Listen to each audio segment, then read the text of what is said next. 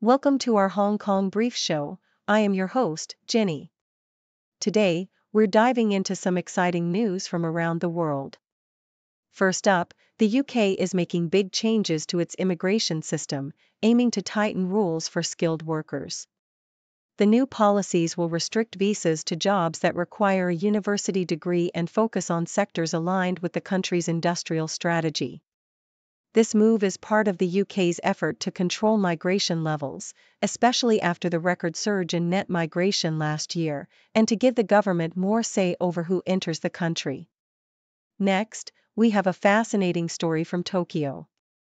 Ulana Switucha, the winner of the 2025 Sony World Photography Award, captured the city's innovative public toilets in a stunning black and white series. These designs by top architects blend art and function, reflecting Japanese ingenuity and community spirit. Switucha's love for architecture and photography shines through her work, and she plans to publish a photo book soon, celebrating Tokyo's architectural marvels and her ongoing project in Hong Kong. Finally, in local news, Hong Kong's reclamation policies are under scrutiny. Recent amendments aim to make small-scale reclamation easier, with hopes of boosting tourism and public enjoyment of our harbor. However, concerns remain about large-scale projects and whether these changes might reduce oversight and threaten our iconic harbor. The debate continues as officials promise to balance development with preservation, ensuring Hong Kong's natural beauty remains for future generations. Please continue to watch for more detailed stories. South China Morning Post reports that the UK government is set to implement stricter skilled worker visa regulations, aiming to curb what they describe as a failed free market approach to immigration. The new policy will restrict visas to only those in graduate-level jobs and in sectors aligned with the UK's industrial strategy, compelling businesses to invest more in training British workers. This move is part of a broader effort to reduce net migration, which soared to a record 906,000 in the year ending June 2023, driven by new post-Brexit rules, special visa schemes for Ukraine and Hong Kong, and a desire to regain control over the immigration system after the EU exit. Prime Minister Keir Starmer faces mounting pressure to address public discontent, especially after the rise of anti-immigration sentiments fueled by political parties like Reform UK, which have capitalized on voter dissatisfaction with free movement within the EU. In a different vein, the South China Morning Post highlights how the 2025 Sony World Photography Award was won by Ulana Switucha for her compelling series The Tokyo Toilet Project. Her photos depict 17 innovative public toilets in Tokyo, each a marvel of modern architecture and design, created as part of urban renewal efforts involving renowned architects like Tadao Ando and Kengo Kuma. Switucha's black and white images capture the artistic and functional essence of these structures, which serve as vital community spaces with features like transparent to opaque doors and voice-activated controls, reflecting Japanese ingenuity and inclusivity. Her fascination with Japanese architecture was sparked during her teenage years when she lived in Japan for a brief period, and her passion for photography has since evolved through her experiences in Hong Kong and her recent focus on architectural subjects, culminating in her award-winning work that celebrates both aesthetics and community utility. Meanwhile, the South China Morning Post also reports on the controversy surrounding Hong Kong Cycling Association and its alleged manipulation of athlete selection for the Paris Olympics. An investigation into claims that officials attempted to influence the selection process, potentially to give Hong Kong an extra Olympic spot, has led to calls for the reopening of the inquiry. Although the initial investigation found no procedural wrongdoing, ongoing media scrutiny and new anonymous complaints have prompted the Sports Federation and Olympic Committee of Hong Kong to demand further clarification from the Cycling Association. The controversy hints at internal power struggles within the organization, with some suggesting that behind-the-scenes negotiations and strategic maneuvering may have influenced the outcome, raising questions about transparency and integrity in Hong Kong's Olympic preparations.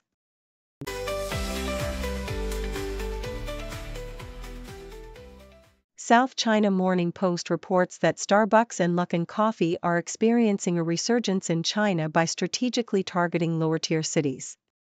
Starbucks, after facing an 8% decline in comparable store sales last year, has managed to stabilize with flat same-store sales but increased transaction volume, thanks to a focus on affordability and expansion into over 1,000 county-level markets.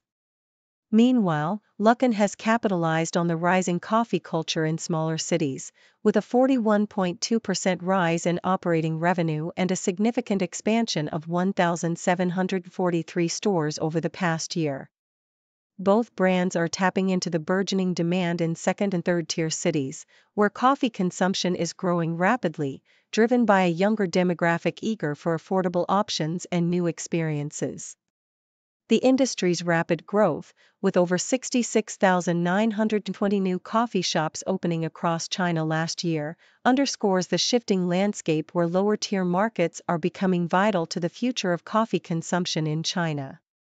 South China Morning Post also highlights the cultural shift in Hong Kong's art scene, where museum visitors increasingly prioritize social media over genuine appreciation. During a recent Picasso exhibition at M+, many visitors were engrossed in taking selfies or photos of the artworks, often at the expense of engaging with the art itself. The author laments this superficial engagement, contrasting it with the traditional purpose of art as a medium for skill, expression, and cultural dialogue. The article emphasizes that true art appreciation involves understanding the stories, techniques, and historical contexts behind works like Picasso's Cubism, which requires education and reflection. It advocates for a more mindful approach, putting away phones and experiencing art in the moment, to deepen understanding and foster a genuine connection with the artist's intent and the broader cultural significance. South China Morning Post shares the poignant story of Michelle Li and her son Chin Tsc Kin, whose life is marked by the challenges of Duchenne muscular dystrophy. As Tsc Kin approaches his 17th birthday, he faces the reality of a shortened life expectancy, yet he chooses to live fully, engaging in adventurous activities and expressing a desire to explore the world. His mother grapples with the emotional toll of his illness, contemplating his wishes to donate his body for medical research and her fears surrounding death and loss. Despite the hardships, Tsc Kin's resilience and zest for life inspire his mother and their community, highlighting the profound bond between mother and son. Their story underscores themes of love, acceptance, and the importance of cherishing every moment, especially in the face of life's uncertainties.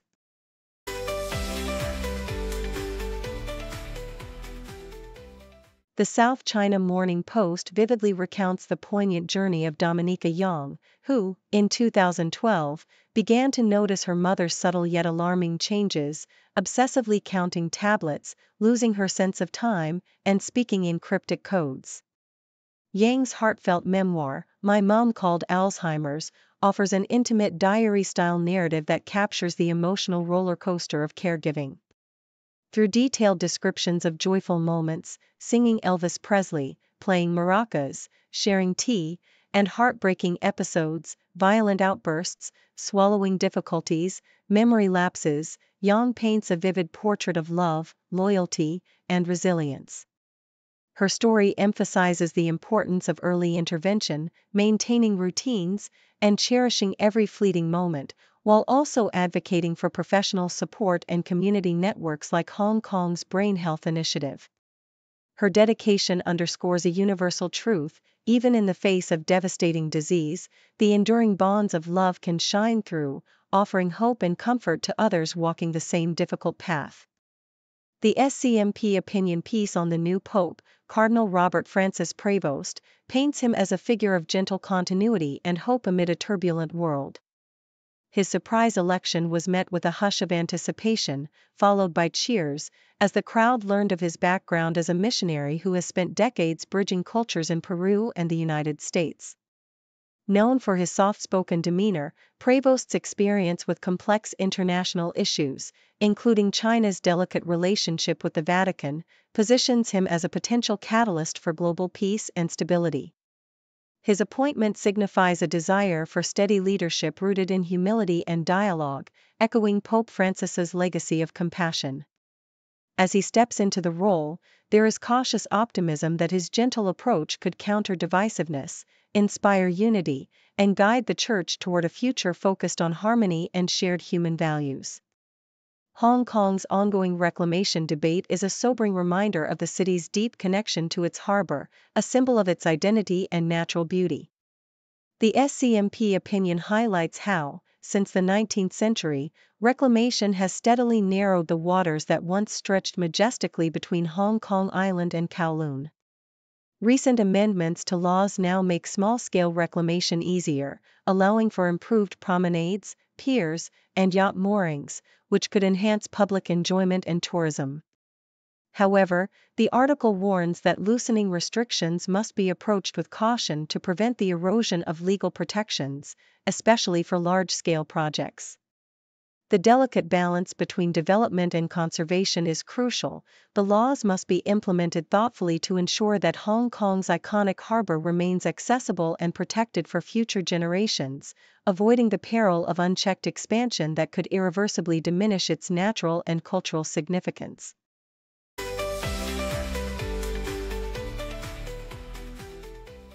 The South China Morning Post provides an intimate portrait of Jessie Jo Stark, a multifaceted artist and the daughter of the founders of the enigmatic luxury brand Chrome Hearts.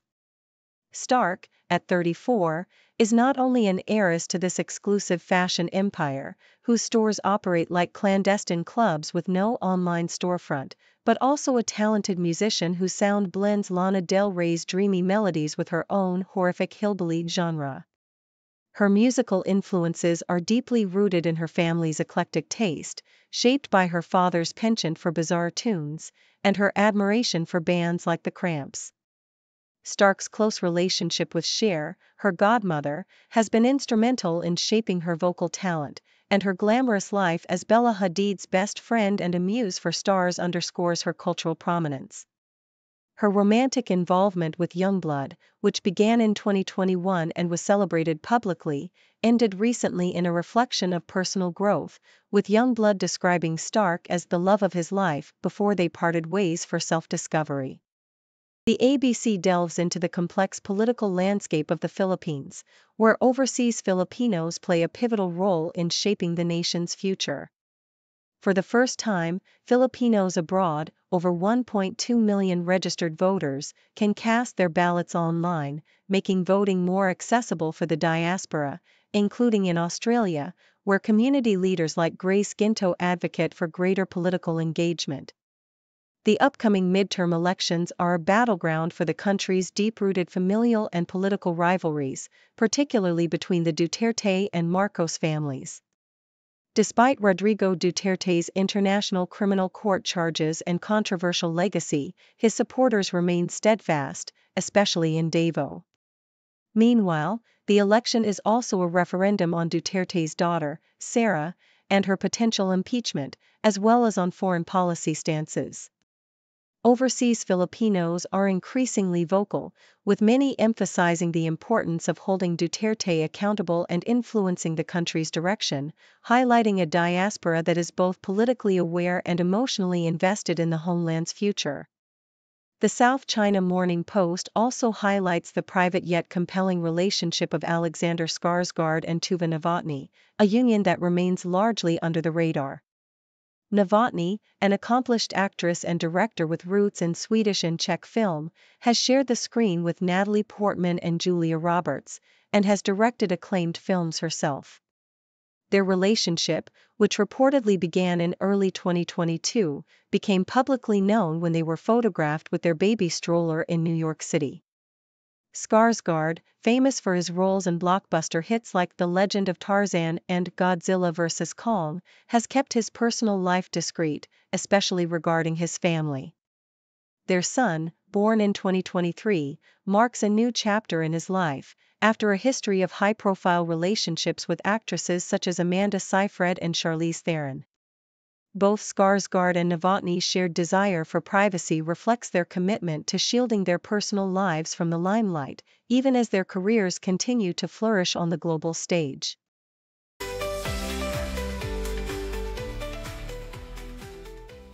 The South China Morning Post vividly captures the remarkable story of Chan Lai Lai, a 58-year-old woman in Hong Kong whose pregnancy has ignited a wave of hope among older women and sparked intense discussions about the risks associated with late motherhood. Her successful in vitro fertilization (IVF) journey, which included hormone injections and overcoming a previous miscarriage, exemplifies the advancements in reproductive technology and the resilience of women determined to expand their families despite societal and medical challenges.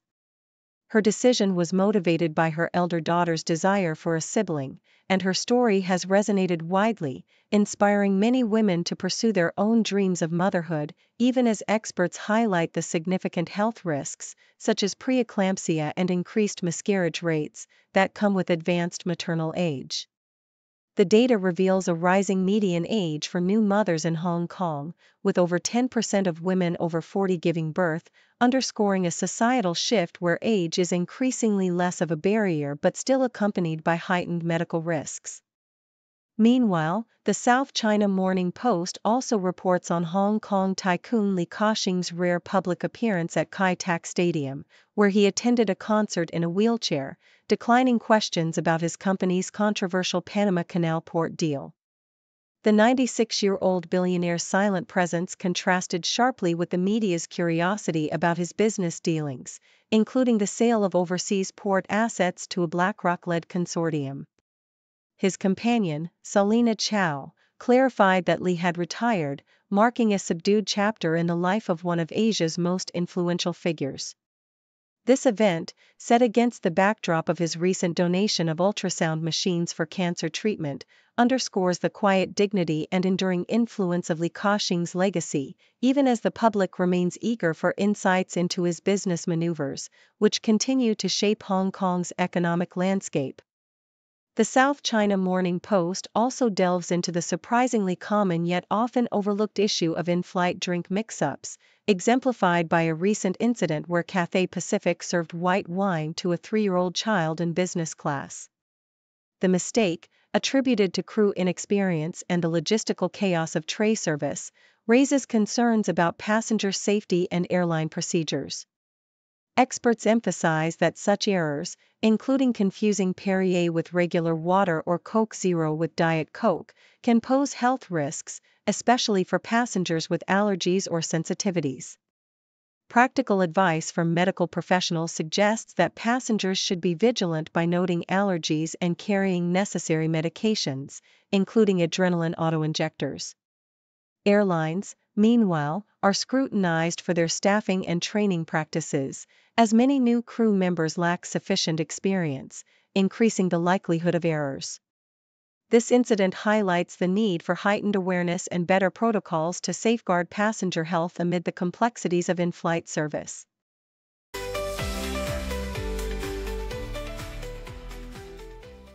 Thank you for tuning in. The content above showcases the latest briefing reports and analytical synopses, thoughtfully curated by the 6Do team. These insights stem from a wide array of reputable media outlets, think tanks, government sources, and specialized experts worldwide. We encourage you to explore these sources for a comprehensive perspective. Keep in mind that while the content may not always align with the official standpoint of 6Do Brief, it's not meant to be taken as absolute directives for decision-making. Comprising seasoned media professionals, learned scholars, and accomplished scientists, the 6Do team embodies a trailblazing, fully independent media entity. To customize 6Do Brief to meet your professional needs, you have the option to subscribe to a diverse array of briefings on our website, 6dobrief.com. Regardless of your location, you can conveniently receive 6Do Brief via email. Lights dim, voices loud, headlines flashing loud. World in a frame and now, stories told, it's time to vow. Eyes glued, truth pursued, understanding woven through. Heartbeats race breaking through, knowledge spreads the new view. Breaking the news, breaking the day, truth and insight our way.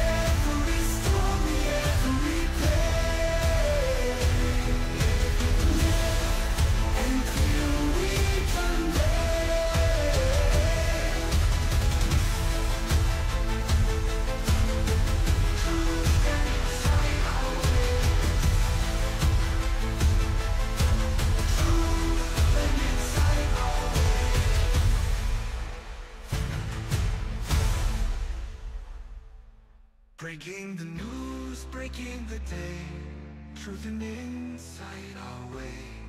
Every story, every play, living clear we convey.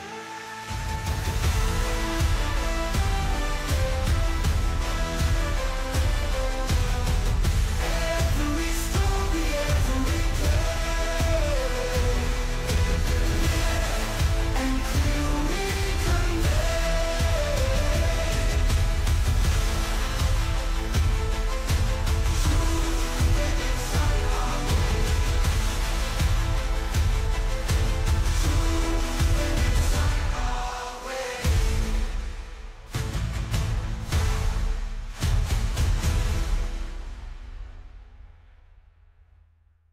depths revealed, voices bright, news in focus, black and white.